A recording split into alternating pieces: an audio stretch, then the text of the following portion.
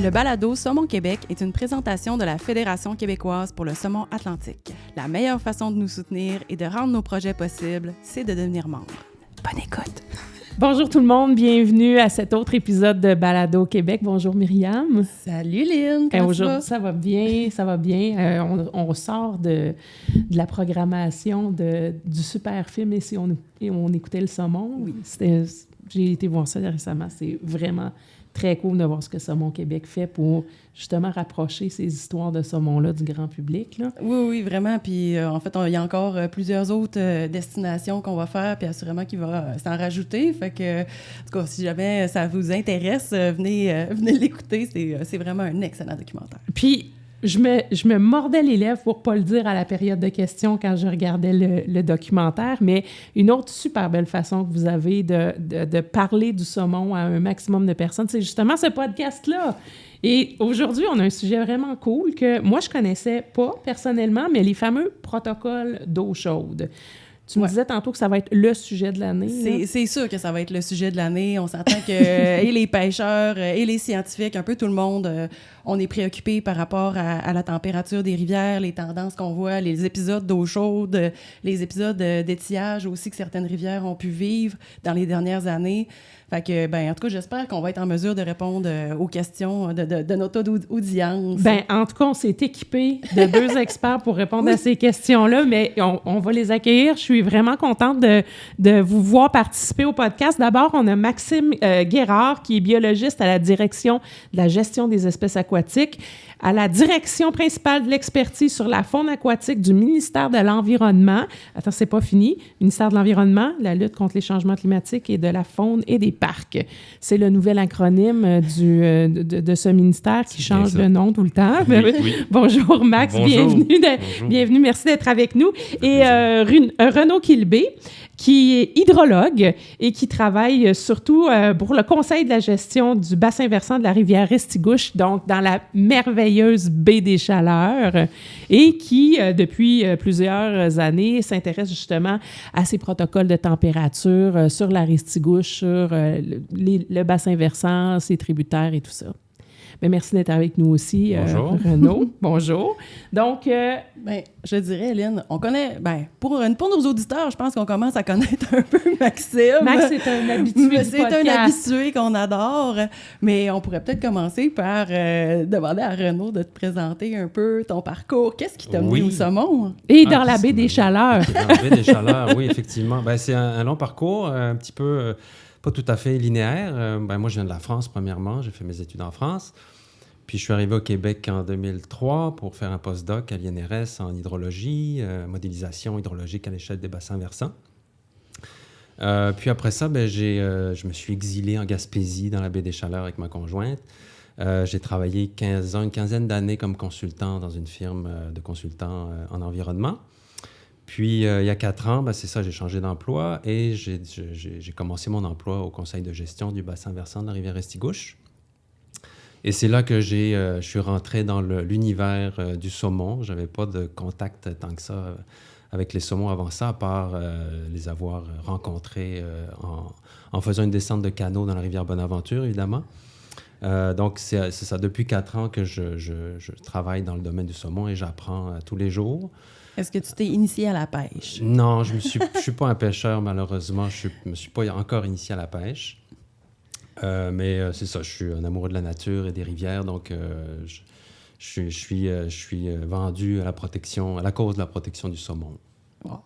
Puis, tu disais que tout le monde connaît Maxime parce que c'est un habitué du podcast, mais moi, on se connaît moins, mais j'aimerais savoir, biologiste, est-ce que c'était ta cible de travailler sur le saumon ou tu es arrivé sur le saumon via d'autres espèces avant? Oui, c'est une bonne question. En fait, moi, ma cible, c'était de travailler sur le poisson. Je connaissais pas beaucoup le saumon. Dans mon enfance, j'ai pas pêché vraiment le saumon une fois avec mon père, là, mais mon père n'était pas un pêcheur de saumon, puis on n'avait pas vraiment de pêcheur de saumon dans la famille. Mais j'ai toujours eu un amour pour la pêche qui vient, ça, justement, là, des voyages de pêche familiaux qu'on faisait. Fait que moi, c'était clair qu'en m'en allant en biologie, je m'en allais vers travailler sur le poisson, puis j'avais vraiment un intérêt pour la gestion. Moi, je me suis dit, gérer la pêche, ça m'intéressait au bout, puis le saumon n'était pas dans les cartons à ce moment-là. Puis en 2011, après l'université, j'ai travaillé sur la rivière Jacques-Cartier, où là, j'ai eu un premier emploi. C'était mon premier emploi aussi dans le domaine. J'avais fait des stages, là, mais c'était vraiment mon premier travail. Et c'était sur le saumon. Dans une rivière à saumon. Dans une rivière à saumon. On faisait une étude de télémétrie. En tout cas, je suis vraiment tombé en amour avec l'espèce. J'ai travaillé par la suite au ministère, pas nécessairement sur le saumon, mais on s'occupait de ce qu'on appelle des territoires phoniques, donc c'est des aires réserves phoniques, mais plus d'un point de vue de l'administration, la délégation de gestion que le ministère fait, comment on encadre ça, les pouvoirs qu'on délègue aux organismes. Donc, je m'occupais des territoires saumon, mais des autres aussi, des actes de chasse et de pêche. Fait que là, j'ai appris à connaître la FQSA, la Fédération des pourvoiries. Puis en 2015, là, j'ai fait le saut vers la direction, le poste que j'occupe toujours, là, en faune aquatique, en gestion de la pêche au saumon. Fait que ça fait grosso modo 11 ans que je suis au ministère à travailler pas mal juste sur le saumon. Puis c'est une espèce que j'adore, évidemment. C'est une espèce captivante. La pêche, je suis un pêcheur, c'est sûr, c'est très agréable, mais comme Renaud, on en apprend toujours. On n'aura jamais fait le tour là, de comprendre cette espèce-là. C'est facile de tomber en amour avec cette espèce-là. J'ai l'impression que oui, hein, comme ça. Ouais. Ben, aujourd'hui, on est là pour parler du fameux protocole d'eau chaude. Puis, il y a peut-être des gens qui savent pas, comme moi, qui savent pas exactement c'est quoi, mais d'entrée de jeu, là, on parle de quoi? C'est quoi ce fameux protocole-là? Pourquoi ça existe? Depuis quand ça existe? Puis c'est quoi au juste? Ça fait beaucoup de questions. Oui, hein? C'est quoi que ça mange en hiver? Le protocole de choses, c'est un outil de gestion de la pêche récréative au saumon. D'où ça vient, en fait, c'est surtout Pêcher Océan Canada qui a géré ça depuis le début, depuis plus de 10 ans maintenant. Ça a été créé, appliqué, la première rivière où ça a été appliqué dans l'est du Canada, c'est la rivière Miramichi, au Nouveau-Brunswick, parce qu'on constatait déjà une diminution des stocks de poissons. Donc, il y a eu besoin de gérer la pression de pêche.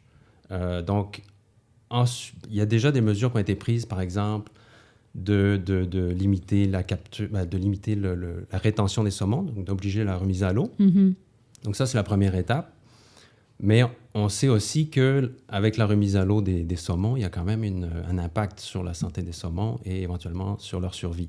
Donc, la mortalité des saumons après la remise à l'eau, on commence à avoir des informations là-dessus. Et on sait aussi que cette mortalité augmente avec la température de l'eau au moment de la capture. Donc, plus l'eau est chaude au moment de la capture et de la remise à l'eau, plus le saumon a de risques, au moins il a de chances de survivre. Donc, à partir de ce constat-là, ce qui a été élaboré, ce sont ces fameux protocoles d'eau chaude pour réduire la pression de pêche dans les conditions de température élevée de la rivière. Donc, ça, c'est le principe général. Puis, ça a été donc appliqué en premier lieu sur la rivière Miramichi, je pense que c'était en 2013. Puis, un peu plus tard, à la fin des années 2010, je pense 2018, 2019, 2020, dans d'autres rivières, dans d'autres provinces, sur certaines rivières, en fait. Une rivière en Nouvelle-Écosse, une autre en Terre-Neuve, Labrador, puis 2 autres au Nouveau-Brunswick, donc la Restigouche et la Nipisiguit. Et donc, c'est ça, le principe, c'est à partir des températures de l'eau qui sont mesurées en continu. Ça, c'est ta job, ça. Entre autres, oui. Donc, à partir de ces données-là, on définit un protocole, donc une température seuil. Et à partir du moment où la température de l'eau dépasse cette température seuil-là, on décide de fermer la pêche, soit de manière totale, si la température est trop élevée, soit de manière partielle, donc en laissant la pêche ouverte juste le matin et en fermant la pêche l'après-midi. Parce que c'est plus frais le matin. Parce que la température est plus fraîche le matin et que c'est l'après-midi que la température augmente et que la situation est le plus à risque pour le saumon s'il se fait pêcher, s'il se fait capturer et remettre à l'eau. Donc là, ce que je comprends, c'est que la température, c'est un enjeu de survie pour le saumon parce qu'on le manipule en le pêchant, mais la température comme telle pour un saumon qu'on ne dérange pas, ça a aussi un impact. C'est quoi le rôle de la température dans la survie du saumon en général? Oui, c'est une bonne question parce que je pense que ça permet de comprendre pourquoi on met en place des protocoles. Là, à la base, c'est qu'on le sait, le saumon, c'est une espèce généralement d'eau plus froide. On a des espèces de poissons qui tolèrent beaucoup mieux les eaux chaudes. C'est pas le cas du saumon. Là. Il y a une plage optimale, là, disons, de température. Il faut aussi comprendre d'abord que les juvéniles, les jeunes, ont une plus grande résistance aux températures d'eau chaude que les adultes. OK. Mais disons, du point de vue des adultes, la plage de température optimale, là, ça dépend des rivières, évidemment, parce que les rivières plus chaudes, on pense que les saumons ont développé des capacités à tolérer de l'eau plus chaude, mais on se situe peut-être entre 15 et 19-20 degrés comme température optimale. Dans ces conditions-là, le saumon est en mode qu'on appelle aérobique. Ça veut dire qu'il utilise l'oxygène de son environnement pour produire de l'énergie. Donc, jusque-là, il n'y a pas de problème. Là où ça se corse, c'est quand les températures augmentent au niveau de même 20. Puis là, plus on augmente, en fonction des populations qui sont tolérantes ou pas à la chaleur, mais plus la température de l'eau de la rivière augmente, et bien là, plus le métabolisme va tomber ce qu'on appelle en mode anaérobique. Donc là, il n'utilise plus l'oxygène de l'environnement pour produire son énergie. Et là, il va tomber... ce mode de production d'énergie-là, en fait, sécrète des déchets métaboliques. Donc, un peu comme nous, quand on fait un effort physique intense, on ressent là, l'acide lactique dans nos jambes, c'est le même principe. On sécrète des déchets. Ce qu'on l'humain va faire, on va arrêter de courir, notre corps va réussir à les décomposer puis à les excréter, puis on va avoir récupéré notre énergie. On va peut-être un peu raquer le lendemain, mais généralement, ça se passe bien. Pour le saumon, la manière, lui, de décomposer ces déchets-là métaboliques, c'est de retrouver des ondes d'eau froide, donc de retomber en mode aérobique, qui va le permettre de, finalement, d'éliminer ces déchets-là. Donc, quand il est en température d'eau chaude soutenue, eh bien, c'est là que, généralement, le déranger va lui faire, ou le déranger, ou même encore le ramener, faire un combat avec lui à la pêche sportive, bien là, va le faire générer beaucoup de déchets métaboliques. Donc, là, ça va prendre de l'eau, une température fraîche, un refuge thermique, des nuits fraîches pour récupérer. Parce que c'est ça qu'il faut comprendre, c'est même si l'eau augmente à 23, 24, 25 dans une journée, c'est pas agréable pour le saumon, mais c'est pas dangereux en soi dans la mesure où si la nuit, quand il n'y a rien à gérer, puis si on a des nuits fraîches quotidiennes, il va être en mesure de récupérer de ça, ce ne sera pas un enjeu. C'est vraiment quand on a une température chaude soutenue, et que là, on lui demande un effort, au même titre que s'il décide qu'il essaye de monter une chute alors que l'eau est à 25 degrés. Il ne fera pas ça, lui. Le saumon, il est capable de reconnaître que, bon, là, les conditions ne sont pas idéales pour lui, donc il va rester au repos. Faut savoir généralement aussi que les saumons mordent beaucoup moins là, à l'eau chaude. Là. Les pêcheurs le savent. Quand on est en pleine canicule, c'est pas généralement là qu'on a les meilleurs succès de pêche. Mais il n'en reste pas moins que d'avoir une activité de pêche avec un combat pour le poisson, ça peut être très dommageable pour lui. Ça lui fait dépenser beaucoup d'énergie un peu inutilement, puis il peut avoir de la misère à en récupérer. Ça peut-tu aller, excuse-moi, mais ça peut-tu aller jusqu'à je suis pas capable de récupérer au point que j'en meurs? Ah, absolument. Oui, c'est sûr. On le voit là. On a fait une étude sur la rivière Rimouski en 2018, on pourra en reparler peut-être plus tard, mais c'est sûr que c'est connu que plus la température de l'eau augmente, plus le risque de mortalité suite à la remise à l'eau augmente. Après ça, bon, il y a toujours les bonnes manipulations, s'assurer de limiter le combat. C'est sûr que là, le shooting photo, exposer le poisson à l'air pendant... bref, il y a quand même des façons de diminuer ces risques-là, mais le risque nul, on manipule du vivant, il faut se le rappeler, le risque nul n'existe pas, même dans des températures d'eau fraîche. On manipule du vivant, on fait une remise à l'eau d'un animal, ça se peut qu'on le blesse mortellement même en eau fraîche, mais plus l'eau est chaude, évidemment, plus le risque augmente, puis oui, il y a des risques de mortalité, là, absolument. Oui, bien, c'est ça ce que j'allais poser comme question. C'est un peu revenir dans le temps. Je veux dire, le ministère associé à la faune a travaillé sur différentes approches de comment est-ce qu'on peut justement arriver à des modalités de pêche particulières dans un contexte d'eau chaude. Peux-tu me raconter un peu, dans les dernières années, ça a été quoi le chemin que vous avez pris pour arriver un peu aux réglementations qu'on a actuellement? Oui, ben, c'est une bonne question. En fait, comme Renaud l'expliquait, on était quand même... très au fait de ce qui se faisait dans les provinces maritimes. C'est sûr qu'on travaille avec Pêcher Océan Canada, puis on participe avec le Conseil de bassin versant pour lequel travaille Renaud au protocole de l'Arestigouche, mais ça, c'est plus récent. Là. Je vous dirais que c'est plus en 2018. Là. L'été 2018 a été particulièrement chaud pour ceux qui s'en souviennent, très peu de précipitations, et on n'avait pas de mesures particulières en place à ce moment-là. Donc, c'est ça. Ça a quand même amené beaucoup de questionnements là, à l'interne du ministère. Sur est-ce qu'on devrait en faire plus là, face notamment au changement climatique et aux épisodes de température qui sont de plus en plus fréquents. Donc, à partir de 2019, on avait quand même des idées en tête puis des choses qui étaient prêtes à être mises en place, mais c'est plus vraiment à partir de 2020 que l'on a démarré ce qu'on appelait un projet expérimental à l'époque, donc sur la rivière Petit-Saguenay, et la rivière Saint-Jean au Saguenay, donc 2 rivières qui sont aux prises avec des problématiques d'eau chaude, où là, on a démarré des protocoles. Donc, sur la rivière Petit-Saguenay, eh bien, on ferme toute la rivière, donc de tout le secteur de rivière qui est fréquenté par le saumon, là, pas la partie plus en amont où le saumon ne se rend pas. Donc, ça, quand il y a un épisode de fermeture de la pêche, c'est toute la rivière. Tandis que sur la rivière Saint-Jean, au Saguenay, on a adopté une autre approche pour aussi, à l'époque, dans un contexte de projet expérimental, de tester différentes mesures. Donc, la rivière Saint-Jean, elle a un refuge thermique dans le secteur de pêche 3, là, à la sortie d'un ruisseau, où tous les saumons vont s'agréger dans le cours d'eau principal, mais dans le panache d'eau froide de ce ruisseau-là. Ah oui, pour ceux qui connaissent la rivière, c'est oui, la place. C'est la place. Ah oui, OK. La place. C'est la place où les saumons sont concentrés. Moi aussi, pour avoir déjà été là, même pêcher ce secteur-là en eau froide quand même, mais il y a un beau surplomb là, qui nous permet, du bord de la rivière, de bien voir les saumons. Ça a l'avantage que ça se pêche très bien, mais ça a le désavantage que quand on est moins bien intentionné, ils sont très vulnérables, sont cordés là. Souvent, c'est ça qui arrive aussi avec les températures d'eau chaude, c'est qu'on est capable de repérer des agrégations de saumon, puis dépendant de la configuration du site, des fois, ça laisse place aux actes un petit peu moins bien intentionnés. Donc, bref, le secteur 3 de la rivière Saint-Jean, c'est l'endroit où se concentrent les saumons en période d'eau chaude. Donc, c'est ça, uniquement ce secteur-là qui est fermé à la pêche. Le reste de la rivière demeure accessible. On pourra parler des approches, puis des réflexions qu'il y a autour de comment on applique un protocole d'eau chaude, mais dans ce cas précis-là, le reste de la rivière demeure accessible à la pêche, mais on sait qu'il y a très peu, voire probablement pas de saumon là, ailleurs dans la rivière. Donc, on vient vraiment protéger les saumons à l'endroit où ils sont vulnérables, à l'endroit où ils sont concentrés, pour pas qu'il y ait même d'activité de pêche ni de dérangement là, causé par la mouche. Donc, ça, c'est depuis 2020.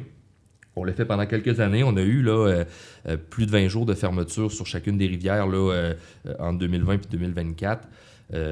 Nous, on utilisait un seuil de température de... Ben là, maintenant, on dit 22, mais en réalité, c'était plus quand la température était près de 23 en fonction des conditions d'eau et des prévisions météo, que là, on venait fermer complètement la pêche. Comme le disait Renaud, au Nouveau-Brunswick, il y a de la pêche matinale qui se fait. Nous, au Québec, on n'a pas cette possibilité réglementaire-là. C'est pas une avenue qu'on utilise de fermer la pêche seulement une demi-journée, donc de permettre aux gens de pêcher le matin puis de ne pas pêcher l'après-midi. Donc, nous, quand on ferme, c'est une fermeture complète.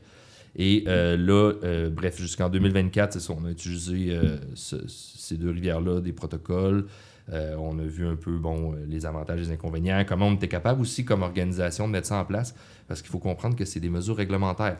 Donc, les agents doivent être informés. Il faut signer, on appelle ça des ordonnances de pêche, là, mais des papiers réglementaires qui font que la pêche est vraiment fermée. Donc, si quelqu'un s'aventure sur la rivière sans droit d'accès, eh bien, il est en infraction. Donc, on a testé ça. Ça fonctionnait quand même très bien, de sorte que là, en 2025, on l'a étendu sur 2 rivières supplémentaires, la rivière Amars, aussi dans la région du Saguenay, puis un tronçon de la rivière Malbaie dans la région de Charlevoix. Donc, pour l'instant, c'est nos 4 rivières qui sont sous protocole. Donc, un peu comme le disait Renaud, il y a 4 rivières là, dans la région de pêche et océan Canada, région du Golfe. Il y a 4 rivières. On en a aussi 4 au Québec. C'est sûr que là, on est encore en réflexion. Puis probablement qu'on a une volonté d'étendre aussi. Oui, mais puis en même temps, il y a beaucoup de gens qui sont préoccupés par rapport à ça. Puis on pourra parler plus amplement des seuils utilisés tantôt. Mais en même temps, oui, il y a des rivières qui sont vraiment susceptibles de vivre ces épisodes d'eau chaude-là, que c'est bien connu, puis tout ça. Mais dans le fond, en ce moment, c'est pas non plus toutes les rivières, à ce que je comprends, qui sont pris avec des épisodes d'eau chaude. Je pense qu'il y a quand même des sections, j'imagine, comme plus au nord, ou quand les sources sont plus en montagne. Est-ce que vous pensez qu'à l'heure actuelle, on couvre quand même assez bien les rivières qui sont... qui sont peut-être vraiment vulnérables à ce type de... Ben, pour être honnête, c'est sûr qu'au Québec, il y a quand même d'autres rivières qui ont des enjeux de température d'eau. On ne se le cachera pas. L'idée, c'est pas de l'imposer dans toutes les rivières de la province. Comme tu dis, il y en a qui n'ont pas d'enjeu. Ça vient quand même avec une complexification qui est assez lourde, autant pour les pêcheurs que pour les organismes gestionnaires de la pêche, que pour le ministère, les agents de protection de la faune. Donc, il y a quand même d'autres moyens d'arriver à des objectifs de protection, dont de la sensibilisation. Ça demeure la clé, mais oui, il y a encore des rivières là, pour lesquelles il y aurait de la place pour un protocole. Puis si les changements climatiques suivent la tendance qu'on pense qu'il va suivre, ben, il devrait normalement s'ajouter de plus en plus de rivières qui sont aux prises avec des problématiques d'eau chaude. Ouais, Ben, peut-être juste pour faire un petit bout là-dessus, parce que j'entends souvent des gens qui, des fois, sont comme « Ah, ben là, on devrait fermer la rivière, le gestionnaire de rivière devrait fermer la rivière telle date ou telle affaire. » Puis on l'entend souvent, mais les organismes gestionnaires de rivière, Connaissent la rivière. ils ne peuvent pas fermer la rivière. En fait, mais il y a de plus en plus de gestionnaires qui sont super sensibles à ça, puis qui participent, entre autres, à la collecte de données. On a installé des thermographes, autant avec le ministère qu'avec d'autres organismes, où on prend de la donnée en continu là-dedans, puis qui vont plutôt utiliser des façons plus dans la sensibilisation, donc dire aux pêcheurs, afficher déjà la température de la rivière, dire ben, faites attention, si vous voulez, vous n'êtes pas obligé de venir pêcher. Ben oui. Ben, dans certains moments, même, des gestionnaires vont décourager les pêcheurs d'aller pêcher. Après ça, ben, les gens peuvent venir, puis on dit souvent de plus en plus, si vous venez, ben justement, voici les bonnes pratiques de remise à l'eau, de manipuler le saumon, écraser son ardillon, prendre son temps pour faire sa remise à l'eau, pas sortir le poisson trop longtemps. Fait que ça, c'est des choses aussi qui permettent d'avoir un effet qui n'est pas réglementaire, mais d'avoir quand même un réel effet sur le contrôle de la pression de pêche. Mm-hmm. Ben Ça, oui, parce que... Oui, vas-y. Non, mais ça, c'est un point super important là, quand on parle des protocoles d'eau chaude. Là. C'est pas un outil miracle là, qui va tout régler, puis c'est un outil parmi d'autres. Mm. Puis c'est important, justement, comme tu dis, de aussi sensibiliser sur les pratiques de pêche. Ça, c'est un élément majeur aussi pour la survie du saumon en période de pêche. Donc, le protocole d'eau chaude, oui, mais c'est pas le seul outil. Il faut qu'il soit accompagné d'autres choses. Puis on peut voir aussi le protocole d'eau chaude comme un outil de sensibilisation d'une certaine manière. En fermant la pêche, oui, c'est réglementé, là, c'est obligatoire, mais en fermant la pêche dans certaines circonstances, ça envoie un signal fort à tous les usagers, pas juste les pêcheurs, mais tous les usagers de la rivière que, OK, là, on est dans une situation critique en ce moment pour le saumon, donc on fait attention. Donc, c'est important, là, c'est vraiment cette complémentarité-là qui est fondamentale. Puis le rôle de l'éducation, justement, pour bien comprendre, à un moment donné, on n'a pas toujours besoin de loi pour poser des gestes de conservation. Juste bien comprendre une situation, ça peut permettre des fois de s'auto-gérer.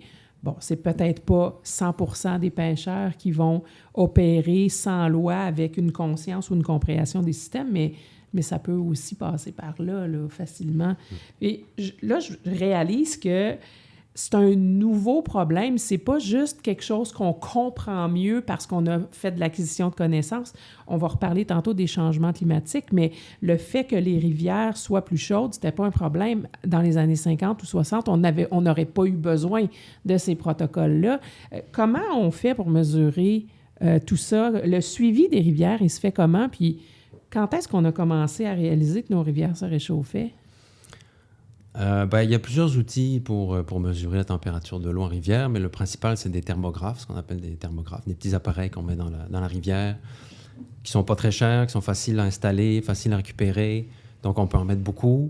Est-ce que c'est fixe ou ça dérive? C'est fixe. Okay. On fixe ça dans la rivière. Il y en a qui sont là de manière permanente, d'autres qu'on installe juste pour la période estivale, qu'on va retirer à l'automne.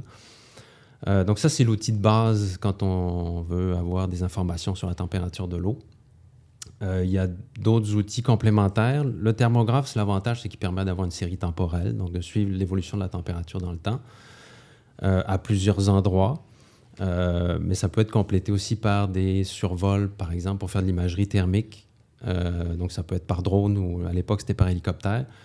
Donc ça, c'est à un instant donné. On a un portrait global de la température dans l'ensemble du tronçon ou l'ensemble d'un réseau hydrographique. Donc ça, c'est très complémentaire comme information. Ça donne un aspect géographique très complet, sauf que c'est à un instant T. On ne voit pas d'évolution dans le temps. Mm-hmm. Mais l'outil de base pour l'application du protocole, c'est vraiment le thermographe. Et pouvez-vous mettre ça à différentes profondeurs, ou c'est en surface ou dans le fond? C'est sûr que l'installation, il faut que ça soit bien réfléchi en fonction de l'évolution du niveau d'eau. Il ne faut pas le mettre trop creux, il ne faut pas le mettre trop haut, parce que sinon, s'il y a un étiage, le thermographe, on n'a plus de données de température, il sort de l'eau. Faut qu'il soit à des endroits fixes, donc qu'il ne soit pas dérangé, par exemple, par une modification du lit du cours d'eau. Puis oui, on peut en mettre à plusieurs profondeurs dans certains endroits quand il y a assez d'eau. Donc, ça donne une idée, justement, de la différence de température. Et c'est important, justement, d'avoir des données de température aussi sur les profondeurs, parce que souvent, le saumon va choisir l'endroit où l'eau est la plus froide, donc souvent le plus profond. Ce que donne pas, par exemple, l'imagerie thermique par aérienne, disons, l'imagerie thermique aérienne, on voit juste ce qui se passe en surface. Donc, on voit pas les refuges thermiques, par exemple, en fond de fosse. On les voit pas. Alors qu'on peut aller les attraper avec les thermographes. Ça fonctionne comment, un refuge thermique? C'est-tu juste la profondeur? C'est les courants? Qu'est-ce qui fait en sorte qu'il y a des bons spots? Il y a beaucoup de types de refuges thermiques. Honnêtement, je ne suis pas le plus connaisseur sur la manière dont se crée chacun des refuges, des types de refuges thermiques, mais essentiellement, ça peut être un cours d'eau, un tributaire d'eau froide qui rejoint le cours principal de la rivière, qui est plus froid que la température de la rivière, de par le fait que c'est un plus petit cours d'eau, il peut avoir une protection par la canopée des arbres. Donc, quand il rejoint le cours d'eau principal, bien, ça fait un panache d'eau plus froide que la température de la rivière. Donc ça, c'est un des types assez fréquents. Mais il y en a aussi beaucoup qui sont alimentés par des eaux de ruissellement, donc des résurgences d'eau souterraine. Donc l'eau qui s'est écoulée dans le sol, bien, nécessairement, elle est froide. Donc quand elle va venir rejoindre, à l'endroit plutôt où elle rejoint la rivière, bien, ça fait une concentration d'eau froide. Et puis là, ça, c'est différent. Dépendamment de la quantité d'eau qui arrive là, ça va créer un refuge. Parce que le refuge, par définition, un refuge thermique, c'est un endroit qui est plus froid que l'eau de la rivière. Donc, c'est d'où son terme, refuge thermique. Donc, s'il est petit, ben, des fois, il ne pourra pas être utilisé par les adultes, mais il pourra, par exemple, être utilisé par des juvéniles. Mais s'il y a suffisamment d'eau qui arrive et que ça fait un bon panache d'eau froide, bien là, il y a des adultes qui peuvent utiliser ça aussi. Ouais, puis, tu sais, c'est un peu ce que je disais tantôt, pendant qu'on discutait avant l'enregistrement. Tu sais, pour moi, c'est un peu une question essentielle, un graal qu'on est en train de chercher tout le monde ensemble, comme essayer de localiser les refuges thermiques pour les protéger, parce que tu dis, bon, ben ça, c'est un outil aussi qui va nous permettre d'assurer une résilience du sommet atlantique pour garder des endroits un peu partout, ces rivières, où justement, peu importe c'est quoi la température, il va être capable d'aller se protéger. Puis j'allais rajouter que c'est quand même assez récent puis vraiment intéressant, justement, il y a eu des chercheurs qui ont installé des thermographes en chaîne, en chapelet, jusque dans le fond, pour se rendre compte justement que même les fosses très profondes se stratifiaient comme des lacs, chose qu'on ne savait pas il y a très peu de temps. Là, fait que on sait quand même qu'il y a de l'eau froide qui va rester froide puis qui va très peu se mélanger avec les eaux de surface de la rivière, même si on est en eau vive. Moi, ça me donne quand même un peu d'espoir quand même de garder une certaine connectivité entre ces refuges thermiques-là, parce que tu dis nécessairement, ça doit être le genre de refuge thermique qui est fortement utilisé par les adultes. Bien, justement, hydrologiquement parlant, comment qu'on identifie ça, des refuges thermiques? On a les moyens et techniques pour le faire, j'imagine? Oui, ben, c'est ça, je parlais de l'imagerie thermique, là, c'est par aérienne. Là. C'est un très bon moyen. Donc, quand on est capable de survoler la rivière, même ses tributaires, en prenant des photos thermiques à un intervalle régulier. Après ça, on met tout ça ensemble, puis là, on peut détecter des patchs d'eau froide. Puis là, on peut aussi déterminer c'est quel type de résurgence, quel type de refuge thermique. Est-ce que c'est une résurgence d'eau souterraine? Est-ce que c'est un panache d'un tributaire qu'on n'avait pas forcément vu? Donc ça, c'est l'outil de base pour identifier spatialement la localisation des refuges. Maintenant, on parle de refuge, mais quand on voit une patch d'eau froide, là, c'est un refuge potentiel. Oui. Ça ne veut pas dire que le saumon va venir là. Puis le bon refuge, c'est pas juste de l'eau froide. Ça, c'est important aussi. Il y a aussi des questions de vitesse de l'eau, de profondeur d'eau. Donc, le saumon, il va choisir la bonne formule où il va trouver de l'eau froide, mais à moindre coût énergétiquement. On peut avoir des patchs d'eau froide vraiment avec de l'eau très froide, mais il n'y aura pas de saumon dedans parce qu'il n'y a pas d'écoulement, ou au contraire, la vitesse de l'eau est trop élevée. Donc, c'est complexe. Ce n'est pas juste une question de température. Puis, je trouve ça beau. Je trouve ça beau dans un contexte vraiment appliqué. Il y a eu beaucoup de travaux, là, justement. Je pense que vous êtes fait partie de l'écosystème Matapédia Restigouche avec un grand dynamisme autour de ces questions-là. Puis, il y a eu justement l'identification de plein de refuges thermiques avec différents niveaux de potentiel d'être utilisés par le saumon atlantique, entre autres sur la rivière Matapédia. Puis ce que j'ai trouvé vraiment génial, c'est que il y a eu des discussions avec les élus, avec la MRC, pour justement considérer une espèce d'idée de conserver, en fait, ce patron-là au niveau de la rivière, mais sachez, dans l'aménagement du territoire là, autour de la rivière avec les élus municipaux. Moi, je trouve que c'est vraiment des belles solutions d'avenir aussi, là, de penser à ça, qu'est-ce qu'on peut faire sur le territoire en protégeant mieux des bandes riveraines ou mieux certains secteurs forestiers. Puis, en fait, ça semble fonctionner quand même. Oui, puis c'est un très bel exemple du lien entre la recherche et l'application dans la réglementation pour la protection du territoire, donc du saumon. Vraiment, toute cette démarche-là qui a été faite dans la Matapédia, à partir de l'identification des refuges thermiques, comme je l'ai dit avec l'imagerie thermique, jusqu'à la prise en compte dans les règlements municipaux, ou au moins dans les PRMHH, puis les schémas d'aménagement. C'est un long travail, mais qui demande énormément de collaboration, de sensibilisation, d'information. Puis ça a fonctionné, on est rendu là. Donc c'est un beau succès, là. Puis le but, c'est d'essayer de reproduire ça à d'autres places, puis au Nouveau-Brunswick aussi. C'est une autre manière de fonctionner, mais on essaye aussi d'aller dans cette voie-là. Bien, tu sais, justement, peut-être pour en revenir un peu au protocole d'eau chaude comme tel, on comprend que protéger les refuges thermiques, c'est l'autre outil aussi qui est nécessaire pour gérer même les populations de saumon dans nos rivières. Mais au niveau des modalités de pêche qui sont appliquées, c'est des approches qui sont un peu différentes. Vous en avez parlé tantôt. Peux-tu nous expliquer un peu, brièvement, bon, il y a trois ou quatre protocoles d'eau chaude au Nouveau-Brunswick. C'est quoi un peu les approches, les seuils qui sont décidés? Est-ce qu'il y a des différences entre ces protocoles-là? On n'a pas toutes les mêmes recettes. Hein? Ben non, c'est ça. Pratiquement chaque protocole est différent. La logique est un peu tout le temps la même, là. Mais des fois, c'est même dans une rivière, on ne va pas fermer chaque tronçon de rivière de la même manière, avec les mêmes seuils, par exemple. Donc, je connais un peu moins ce qui se passe à l'extérieur du Nouveau-Brunswick, mais pour la rivière Miramichi, il y a une particularité, c'est qu'on regarde la température dans les fosses. Puis là, on va fermer les fosses en premier, parce qu'on sait que c'est là que le saumon va quand la température de l'eau augmente. Donc, plus de pêche dans les fosses à saumon. Puis si la température continue à augmenter, ben là, on va fermer de manière partielle dans d'autres tronçons de la rivière.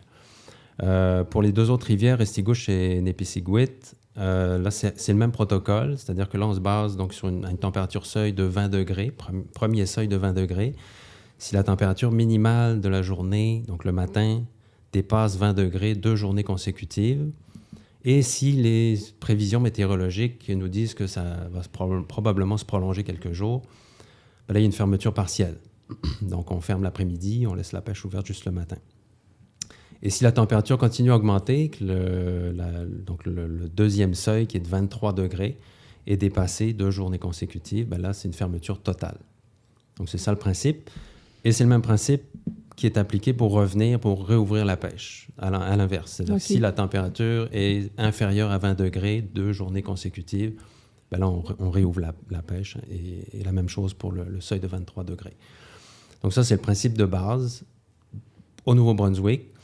Je sais que c'est ça. Il y a d'autres rivières où c'est 2 seuils différents selon les tronçons de rivière. Puis, je pense que c'est ça. Au Québec, Maxime en a parlé. C'est un peu différent aussi parce qu'il n'y a pas de fermeture partielle. C'est une fermeture totale. Exact. Puis, je pense aussi savoir qu'au niveau de la Miramichi, il y a quand même des fermetures à date fixe qui se font là, de certaines fosses. Donc, indépendamment de la température, telle date, c'est fermé. Ça, c'est pas une approche là, que nous, on fait au Québec. C'est sûr que nous, on a un plan de gestion du saumon atlantique. Là, c'est un terme assez consacré qu'on utilise au gouvernement du Québec pour gérer différentes espèces, autant des espèces exploitées par la chasse que par la pêche. On entre en processus de révision de ce plan de gestion-là. Puis c'est sûr que tout l'aspect protocole d'eau chaude, on sort d'une démarche de consultation. On a tous nos partenaires. Tout ce qui est protocole d'eau chaude, changement climatique, c'est sûr qu'il y a de l'appétit là, pour qu'on lui donne une plus grande place. Donc, on va entrer dans un exercice de réflexion, entre autres, justement, avec peut-être des mesures supplémentaires qu'on pourrait appliquer dans les protocoles. Mais pour l'instant, nous, au Québec, comme le disait Renaud, au Nouveau-Brunswick, il faut que le seuil soit atteint pendant 2 jours avant de fermer. Au Québec, on a opté pour une approche qui est un petit peu différente. Donc, dès que le seuil est atteint, là, on tient une rencontre avec les organismes, on regarde les prévisions météo. Puis, si on a des raisons de croire que l'épisode qu'on appelle un épisode de stress thermique, quand il fait chaud, va se maintenir pendant un minimum de 3 jours. Ça, c'est le seuil qu'on s'est fixé. Là. On ne ferme pas moins de 3 jours parce qu'on voulait quand même éviter des alternances de fermeture-ouverture sur des trop courtes périodes.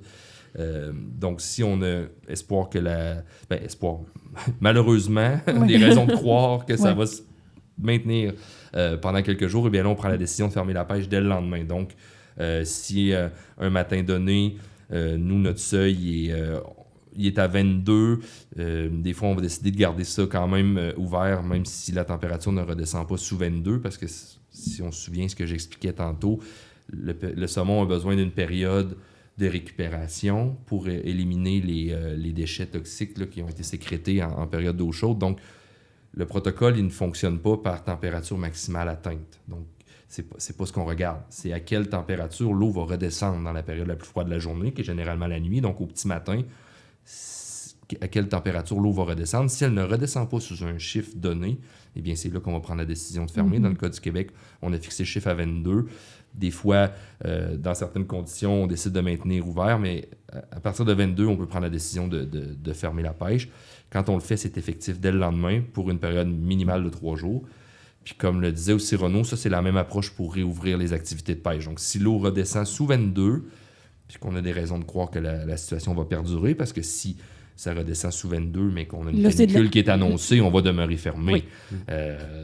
Donc, c'est ça. Si on a pour avoir un minimum de 3 jours d'activité de pêche, eh bien, là, on peut prendre la décision de réouvrir les activités. Puis, en fait, tu disais tantôt, Renaud, que vous autres, vous prenez la température dans des fosses. Est-ce que... Ça, c'est dans la Miramichi. Dans la Miramichi. Y a-tu en fait, à quel endroit on peut décider, en fait, puis comment est-ce qu'on fait pour décider à quel endroit on prend la température de la rivière, ou est-ce qu'il faut le prendre à plusieurs endroits?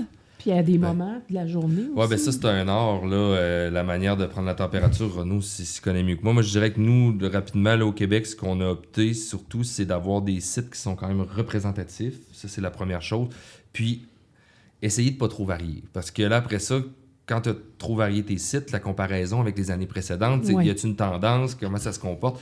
Là, tu perds ce signal-là. Donc, on choisit un site. Quand on juge qu'il est bon, on essaie de le maintenir. Puis, Renaud parlait de thermographe tantôt. Nous, on utilise, essentiellement, c'est le même principe. Là, c'est une sonde qui va prendre la température. Mais le thermographe, généralement, il faut aller le rechercher puis le télécharger pour avoir accès aux données. Tandis que là, il y a des sondes qui existent où là, tu as accès à la température en temps réel. Donc, pas mal, les deux outils prennent en continu la température, là, autant le thermographe que la sonde. L'avantage de la sonde en temps réel, c'est que tu te connectes sur une interface sur Internet et puis tu as accès à la température. Donc, ça, c'est la façon dont on procède au Québec, surtout pour les protocoles. Ces sondes-là en temps réel nous permettent d'utiliser ces températures-là là, pour nos prises de décision. Moi, c'est ça qu'on utilise aussi. Là. Je parlais de thermographe, mais sonde thermographe. Là. Mais pour l'application des protocoles, on n'a pas le choix. Il faut avoir une sonde en temps réel. Il y a quand même un intérêt dans le temps réel pour tout le volet, justement, éducatif de la conservation de cette espèce-là. Est-ce qu'on peut rêver à un système qui nous permettrait, une appli ou quelque chose qui nous permettrait d'aller voir la température de nos rivières, puis à quel point c'est complexe à vulgariser ou à comprendre pour le commun des mortels d'afficher cette température-là? Bien, moi, je pense que c'est à notre portée. Je pense que c'est pas tant complexe à comprendre dans le sens que c'est une température. Là où ça se corse, puis je pense que Renaud a travaillé beaucoup là-dedans, c'est quand on essaie de prédire, quand on veut comprendre comment ça réagit une température. Parce que là, il annonce 25 aujourd'hui, mais dépendant quand même des conditions d'eau, ça va pas réagir pareil. Donc, quand on entre dans l'application d'un protocole d'eau chaude, on est jeudi matin, la température est à 21. Il faut décider si on ferme pour la fin de semaine ou si on ferme demain, vendredi. C'est là que ça... c'est un art aussi. Là, on disait placer les thermographes, mais essayer de comprendre les paramètres qui vont influencer la température. Il n'y a pas juste la température de l'air. Avec une switch on-off. Non, c'est ça. Non, puis il y a beaucoup de travaux, entre autres avec André Saint-Hilaire, là, puis avec vous, du côté du ministère, qui a essayé depuis quand même plusieurs années de modéliser finalement ce lien-là entre la température de l'air, la température de l'eau. Comment est-ce qu'on peut faire pour être efficace dans nos prédictions. Puis c'est ça rend ça, j'imagine, encore plus difficile avec toutes les variations de débit d'eau, l'humidité, ou, tu sais, je veux dire, il peut y avoir tellement de facteurs au final. Ben non, c'est exactement ça. L'équipe d'André Saint-Hilaire puis Claudine Boyer, pour la nommer, là, on fait un travail, ça fait plusieurs années qu'ils travaillent là-dessus. On commence à utiliser ça. Là, ils ont fait un petit mandat pour nous, pour les rivières du Saguenay, dont je parlais plus tôt, là, qu'on a des protocoles. On fait un petit mandat là, pour avoir un modèle qu'on va utiliser. On obtient la température de l'eau avec les prévisions météo, puis ce modèle-là va nous prédire des températures d'eau pour les jours à venir. Donc, ça va être quand même un outil. Ça ne va pas remplacer la réflexion humaine qu'on doit avoir derrière ça, parce que ça dépend d'autres facteurs, mais ça va quand même être un outil supplémentaire d'aide à la décision. Là. Puis, tu sais, je pense que les pêcheurs de saumon sont assez familiers avec quelles sont les rivières qui sont jaugées. Fait que celles-là qui sont entre autres suivies par toutes les équipes associées à l'eau du côté du ministère de l'Environnement. Mais tu sais, je pense qu'il y a les températures aussi, puis il y a plusieurs éléments là-dessus. Donc, je pense que ce site-là est fortement utilisé par notre communauté. J'en suis convaincue. Mais justement, le fait de pouvoir avoir ce suivi-là. Puis de plus en plus, en fait, on sait que la FQSA est impliquée avec la co-gestion de RIFTEM, tout le déploiement des thermographes, puis qu'on regarde de plus en plus avec les gestionnaires, avec le ministère des Voies pour essayer d'augmenter finalement le nombre de stations qui vont être permanentes, en continu, que ça soit qu'il y ait ou pas d'épisodes d'eau chaude ou de protocoles d'eau chaude. Dans le fond, on voit aussi la pertinence d'en faire le suivi en continu pour bien comprendre, être prêt aussi si jamais il arrive quelque chose. Donc, c'est certain qu'on s'en va vers une augmentation finalement de la prise de données dans tout ça.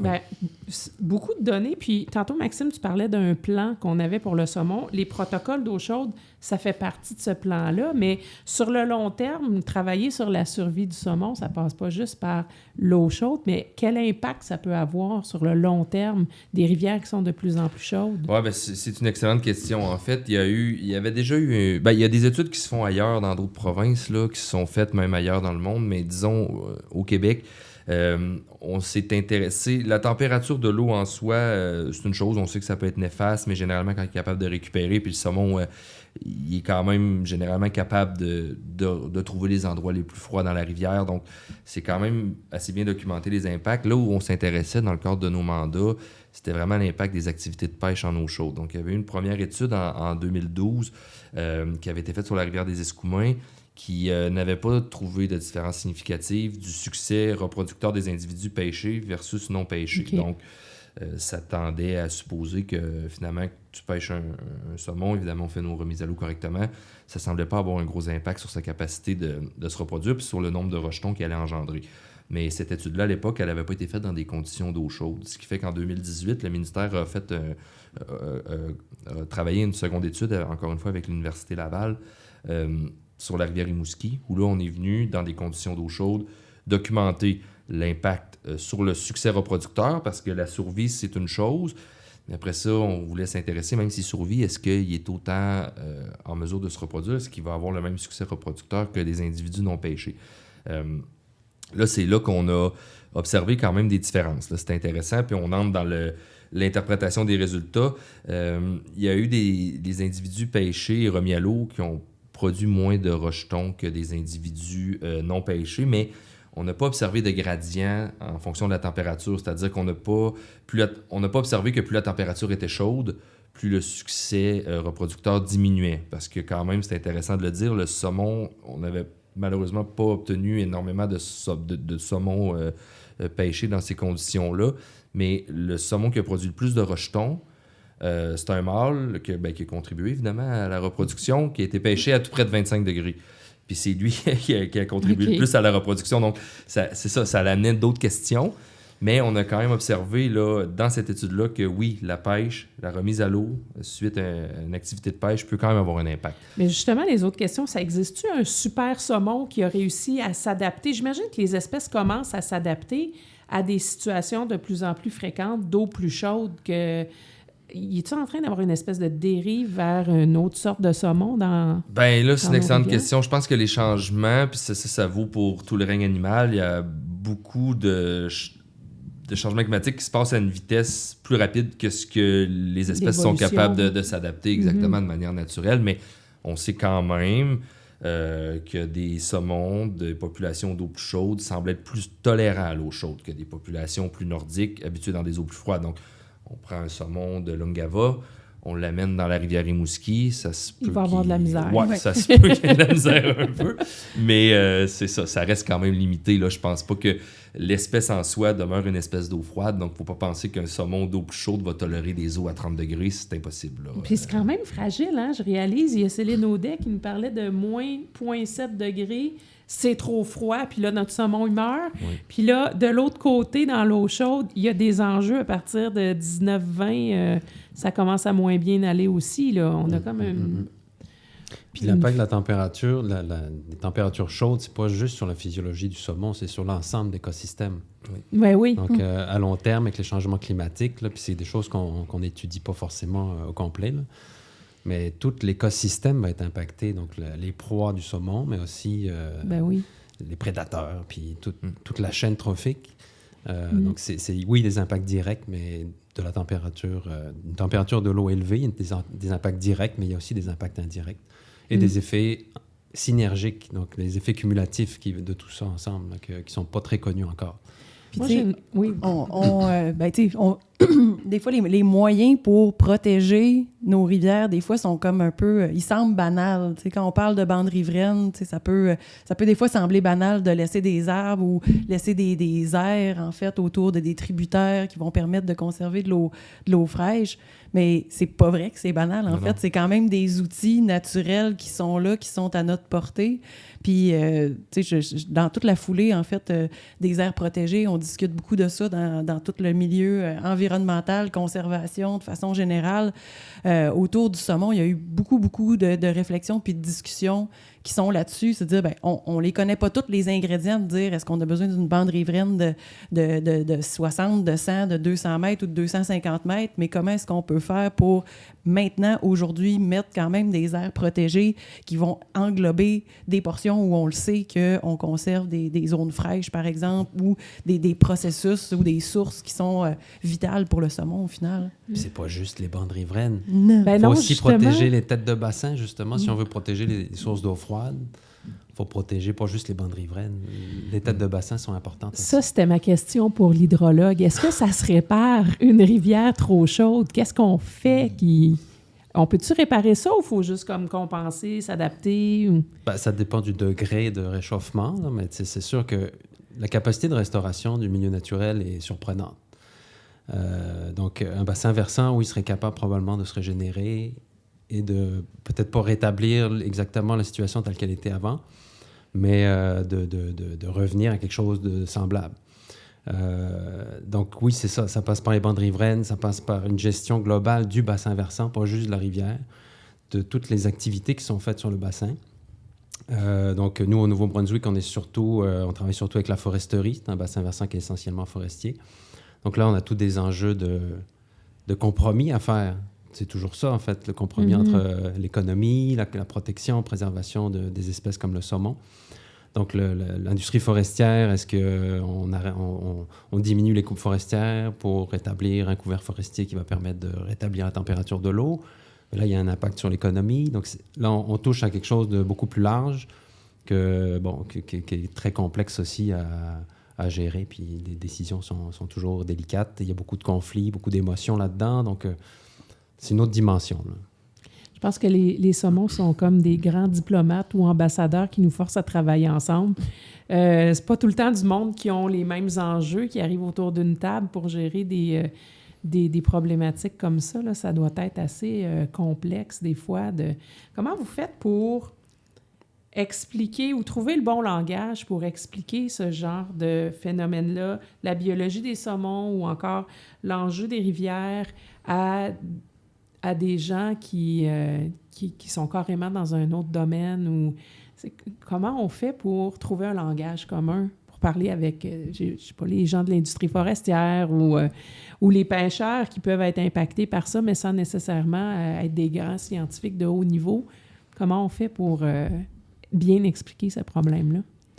Il faut être patient. Oui. faut se donner du temps. Puis il faut revenir toujours à réexpliquer, communiquer, mettre les gens ensemble aussi. Mais c'est sûr que des fois, c'est très conflictuel. Là. On parle des pêcheurs, mais même juste entre les pêcheurs, des fois, c'est conflictuel. Les pêcheurs de pêche récréative, les pêcheurs autochtones, en tout cas, nous, on vit ça aussi. Puis là, oui, l'industrie forestière, tout le monde tire un peu sur la couverte. Donc, il faut trouver un moyen c'est vraiment la recherche de compromis. Il faut trouver un moyen que tout le monde soit prêt à faire un petit effort. Puis justement, on revient au protocole d'eau chaude. C'est un peu ça aussi le but, là, c'est d'amener les pêcheurs à réaliser qu'ils ont un rôle à jouer. Donc, en les amenant à pêcher un peu moins quand la situation est critique pour le saumon, ben, ça envoie aussi un message aux autres acteurs du milieu. Oui, on a les fait pêcheurs, notre part. Nous, on fait notre part, Oui, aux autres aussi de faire leur part. Donc ça, c'est un élément qui va dans le bon sens pour ensuite amener d'autres outils à d'autres acteurs pour qu'eux aussi fassent leur petit bout de chemin. Puis c'est ça qu'on voit aussi, tranquillement, c'est dans cette direction-là qu'on va. Ah oui, puis tu sais, je veux dire, pour faire du chemin aussi sur qu'est-ce que tu dis, entre les pêcheurs, on le sait, là, que c'est conflictuel, c'est un sujet hyper préoccupant. On veut tout que le saumon atlantique perdure, on veut être capable de le protéger, on voudrait pêcher, mais en même temps, il y a beaucoup de gens qui disent qu'on devrait tout fermer, les rivières, mur à mur, plutôt que de mettre en place des protocoles d'eau chaude. Oui, ça a des avantages, mais en même temps, ça a des désavantages. On l'a nommé tantôt avec Maxime, le fait qu'on est très au fait que les saumons se retrouvent dans les refuges thermiques, sont souvent tout ensemble, très cordés, ils vont être un peu affables, là, donc très, très vulnérables au braconnage. Puis, malheureusement, ben, du braconnage, il y en a, puis il y en a partout. Là, On n'est pas à l'abri de ça. Puis c'est très difficile de se dire on va les protéger, les surveiller. Puis quand on met ça un peu en pondération avec aussi les autres besoins, là, je veux dire, on ne peut pas tous être des agents de protection de la faune. Là. Il y a d'autres besoins dans notre société. Ça devient... C'est des fois déchirant quand même de choisir, mais en même temps... à mon sens, en fait, si on fermait tout demain matin, on serait peut-être pas plus avancé pour le saumon atlantique. Il y a des rivières actuellement qui sont fermées, puis il n'y a pas de restauration qui s'est faite. Là. On en parlait dans un autre podcast à un moment donné. L'effet mal calculé de fermer une rivière, c'est que tu n'as plus personne qui surveille non plus. Puis, tu as plus de braconnage. Ou, comme il y avait des rivières en France, quand on avait fait notre tour du monde, là, il y avait des rivières en France qui avaient décidé de fermer la rivière au complet, puis ils se sont rendus compte que ça venait avec d'autres problèmes. Tu protèges quelque chose qui finit par se faire braconner. Fait que là, c'est sûr qu'il y a quand même un niveau au-delà duquel on se dit, bon, ben là, une pêche est plus soutenable. Exact. Ça, on en convient, mais il faut pas avoir la pensée magique aussi que fermer la pêche, c'est un interrupteur qu'on arrête, puis la journée qu'on veut redémarrer, les organismes en place au Québec qui gèrent les activités de pêche dans les aigles, dans les réserves fauniques, c'est pas des interrupteurs qu'on peut arrêter. Puis là, ces gens-là vont se trouver d'autres emplois. Puis là, dans 2 ans, OK, on rallume l'interrupteur, revenez tous travailler. Donc, cet équilibre-là, il peut venir délicat quand on atteint des plus faibles niveaux d'abondance. Puis effectivement, que le déclin des dernières années est préoccupant, il faut s'y attarder. Mais pour l'instant, on est plus dans une approche de limiter au maximum l'impact des activités de pêche. Donc là, on est en remise à l'eau intégrale. C'est sûr qu'on rappelle aux gens de faire très attention. Chaque saumon compte, ça c'est vrai. Puis on ferme la pêche sur les rivières avec les plus grosses problématiques. Le ministère va se lancer dans un exercice de réflexion dans le cadre de la révision du plan de gestion pour justement voir est-ce qu'on ajoute des rivières, comment on travaille nos protocoles d'eau chaude. Donc ça c'est vers quoi on se tourne pour l'avenir. Mais à l'heure actuelle, c'est sûr que de fermer la pêche complètement, là, on pense que les impacts seraient plus négatifs que positifs parce que ces organismes-là réinvestissent dans la protection, investissent dans le suivi de nos populations, des fois font de l'aménagement sur le territoire. Donc, cette présence-là est encore importante. Après ça, si on franchit le cap des saumons qui sont plus suffisamment abondants pour même supporter quelques dérangements que ce soit, ben là, ça, c'est une autre décision qu'il y a à prendre, effectivement, dans des cas particuliers. Ah oui, puis tu sais, je pense que c'est une grande question à laquelle on n'a pas encore de réponse. Puis même nous autres, on a, à l'intérieur de nos rencontres avec les gestionnaires et tout ça, qu'on réfléchit à dire, OK, bon, ben jusqu'où on est éthiquement à l'aise, puis jusqu'où, en fait, comment est-ce qu'on peut faire pour faire perdurer aussi la mission de conservation du saumon atlantique à travers les organismes ou parce qu'il faut nécessairement qu'elles soient financièrement viables, mais il y en a qui ont réussi à justement diversifier leurs sources de revenus, faire en sorte que la pêche, surtout dans des très faibles abondances, c'est plus la source principale de financement, mais juste le fait de faire perdurer cette pêche-là, elle devient quand même source de mobilisation, en fait, même localement des gens pour dire, oui, OK, le saumon, il est encore important, on va maintenir ce lien-là qu'on a avec eux autres, mais que les organismes sont capables d'être viables autrement, puis de garder cette mission-là. Fait que je pense qu'on a quand même, oui, assurément des transitions à faire parce qu'il y a des rivières qui vont continuer à vivre probablement certains épisodes de déclin. On n'est pas à l'abri de ça nécessairement. Il faut se préparer, plan for the worst puis hope for the best. C'est un peu ça. Oui. Mais en même temps, je regardais à travers nos discussions sur la stratégie de conservation du gouvernement fédéral pour le saumon atlantique.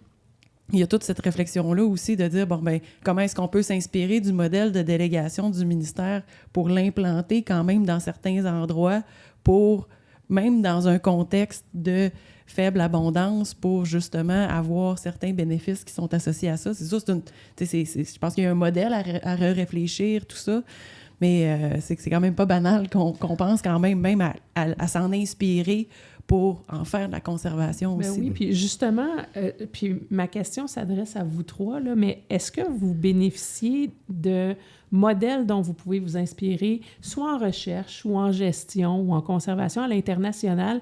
Qu'est-ce qui se fait ailleurs qui peut vous être utile pour adresser cette problématique-là ou ces enjeux-là ici? Oui, c'est une bonne question. Moi, je ne suis pas le plus familier. Je connais quand même bien ce qui se fait à l'international, mais dans le fin détail, je ne suis pas toujours le plus connaisseur. Là. Ça vient vite assez complexe quand on va vers les pays scandinaves où ils ont des associations de pêcheurs qui peuvent des fois s'apparenter un peu comme les territoires où là, ils gèrent des droits d'accès.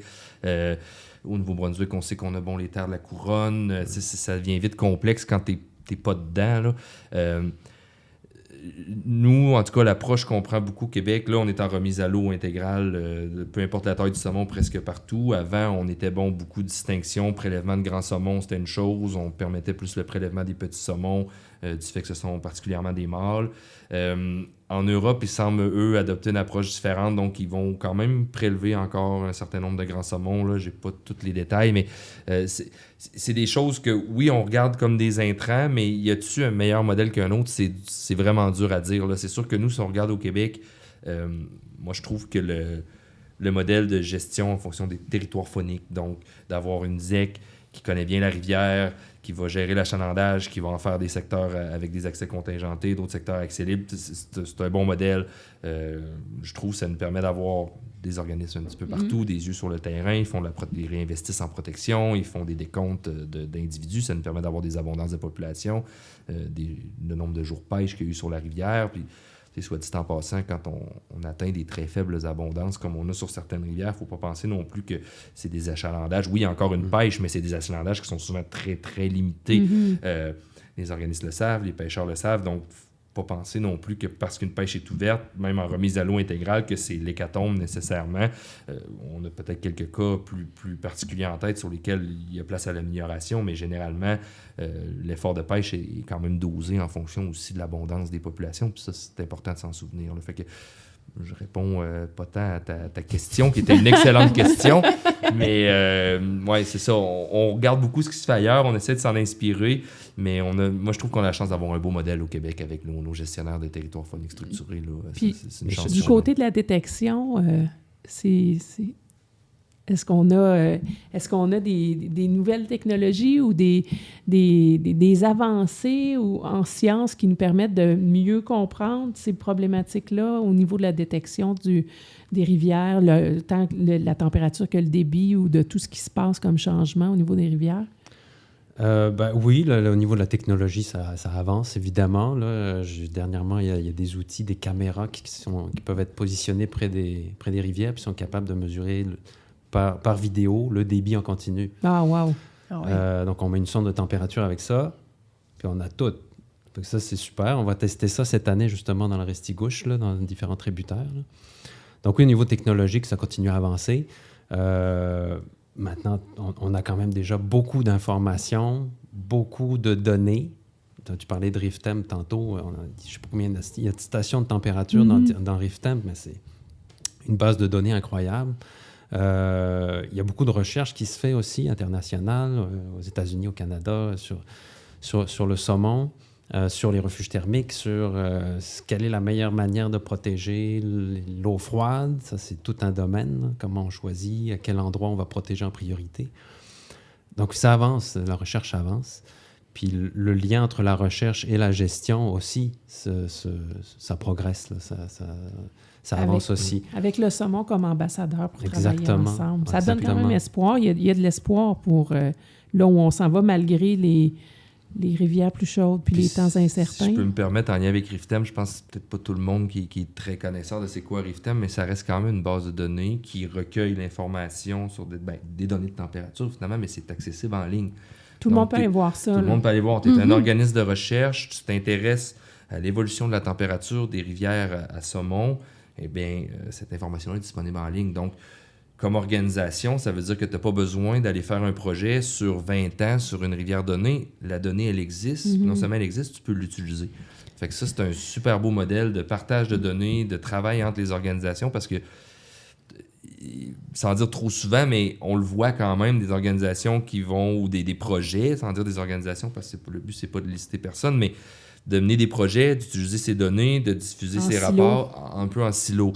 Mais d'en faire bénéficier la communauté, après ça, ça permet d'avoir d'autres projets.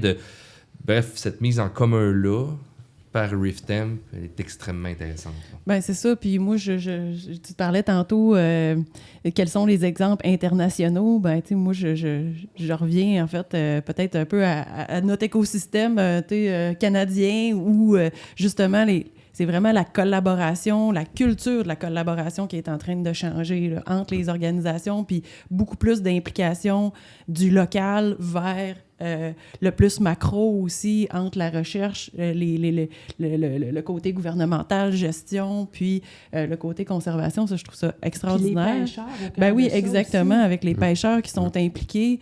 Tu vois, RIFTEM, en plus, c'est vraiment génial parce qu'on travaille justement à produire des cartes, des rapports, de l'information qui va justement être destinée aux pêcheurs pour vulgariser cette information-là sur les rivières.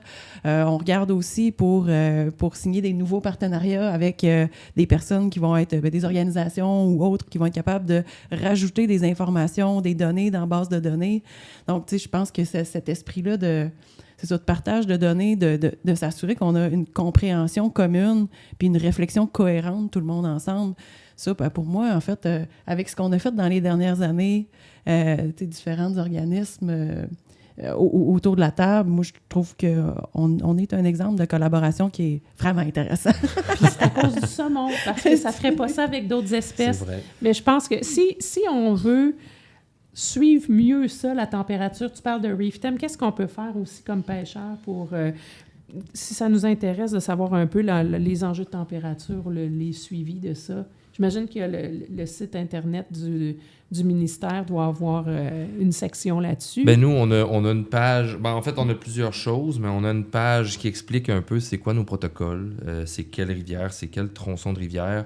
On a après ça tout ce qui est le volet saine pratique de remise à l'eau. Donc là, qui est une autre page, puis particulièrement pour les salmonidés, mais pour le saumon, on rappelle aux gens, on fait un peu de sensibilisation.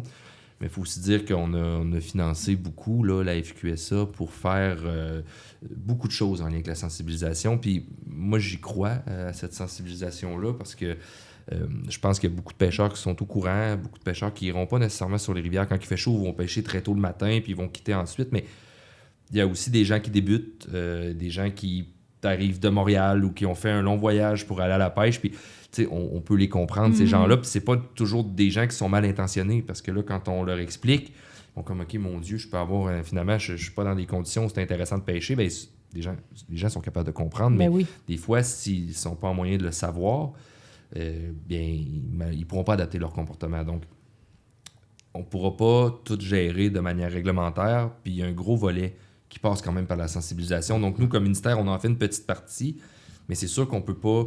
c'est pas notre mandat d'aller faire une publication sur Facebook pour dire, bon, ben là, l'eau de cette rivière-là est trop chaude, celle-là est correcte. Fait que c'est sûr que c'est un peu quelque chose qu'on pèle dans la cour des organismes, mais les organismes, généralement, le font bien. Il y en a même qui vont faire des commentaires, des publications sur Facebook. Moi, j'ai même déjà appelé un organisme là, sur la Côte-Nord pour prendre l'information. Puis il me dit, j'espère que tu veux pas aller à la pêche. Puis c'était pas mon but, mais ils vont inciter les gens, là, pas méchamment, là, c'était mal rapporté de la manière dont je l'ai dit, mais j'ai quand même été sensibilisé au fait que là, c'était pas des bonnes conditions pour la pêche, alors que c'était pas du tout mon intention. Puis j'ai dit non, je veux pas aller à la pêche. Puis il dit, ben effectivement, c'est pas un bon moment. Donc, les organismes le font bien, puis c'est important, tout ça mis ensemble fait en sorte que là, pour le pêcheur, c'est possible de s'y retrouver. Là. Puis déjà d'avoir pris 1 heure pour en parler aujourd'hui, c'est un gros pas dans cette sensibilisation-là pour mieux comprendre le phénomène. En tout cas, moi, j'en ai appris énormément parce que je suis pas une pêcheuse de saumon à la base, mais chaque fois que j'arrive à ce podcast-là, j'apprends quelque chose. Puis aujourd'hui, c'est encore le cas. Donc, je voulais... ça fait déjà plus qu'1 heure qu'on se parle, mais Maxime Renaud, merci beaucoup, beaucoup d'avoir été là. Puis Myriam, j'imagine qu'on pourra suivre tout ça dans les activités de Saumon Québec. Tu dis que ça va être le sujet de l'année, donc on va continuer d'en parler. Il y en aura de la sensibilisation puis de l'information. Merci d'avoir été avec nous. Merci. Merci.